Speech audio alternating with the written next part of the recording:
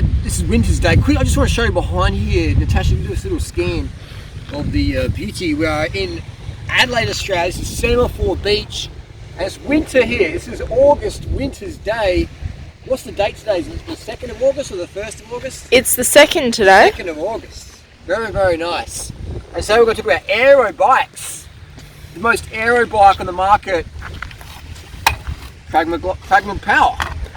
Why is that? Because you can actually put aero bars on it. Can you imagine buying the latest Tarmac, the latest Venge, the latest Monda, the latest Madone, and you can't put Canyon, Aero, you can't put aero bars in it.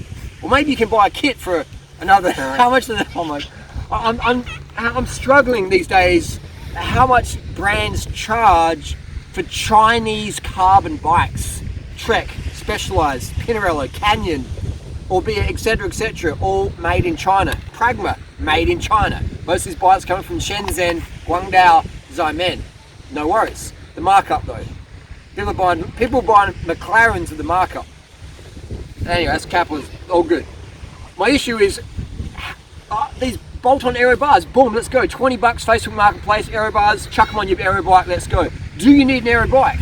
No, you don't. Probably not. Aero bikes do look cool for Instagram, so it depends what your goal is. But racing an aero bike, for me, is a gimmick, and that's why Specialized they've necked the Venge. I like Specialized product, some of it I don't like. The shoes, great. The saddle's great. Some of the bikes these days, But they've axed the Venge because the Venge disc has become so heavy. So many of the pro riders who are riding it go, man, how are we going to win this thing? This is heavy and sluggish. So let's drop it down to a tarmac weight. Still heavier than the SL3 from 10 years ago. The SL7 heavier than the SL3 from 10 years ago. Hey, I'm digressing. Aero bike, if you're a racer, you don't need an aero bike because you're drafting. If you're a sprinter, you're drafting the whole race, and then the last 5 seconds you're out. So what do you need an aero bike for? Now, if you're a triathlete, you're holding 40k an hour, okay, yeah, aero bike will help a few seconds here and there. But for the races, no, because you're drafting. If you're a solo ride on the highway, aero bike, if you're doing 40k an hour, help a few seconds per k. Maybe, you know. But otherwise, aero bike for looks. All right? I ride an aero bike because it looks cool. Deep dish wheels looks cool. If it's windy, this ain't cool. Shallow sections way more aero.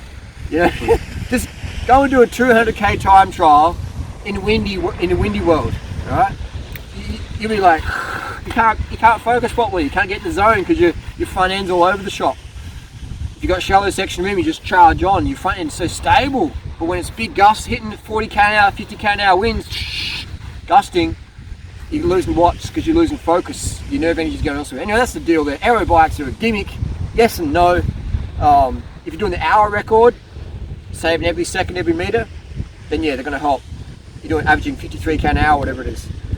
Otherwise, buy aero for looks. Don't buy it because it's going to make you faster. You know, there's people, my S5 Cervelo is an extra 3 miles an hour faster than my R5 Cervelo. Get your hand off it. You know, get your hand off it. Maybe in your order does, that's fine. End of the day, whether you ride a Pragma, a Cervelo, a Specialized, Time, BMC, whatever, as long as you're out there, having fun, getting some fresh air, burning fat and oil, that's what I'm about, right? So I might talk a bit of banter and this and that. As long as you're riding, you're lapping everybody on the couch. End of the day. Aero bike, get one if you want one, but don't think you need one, because you don't.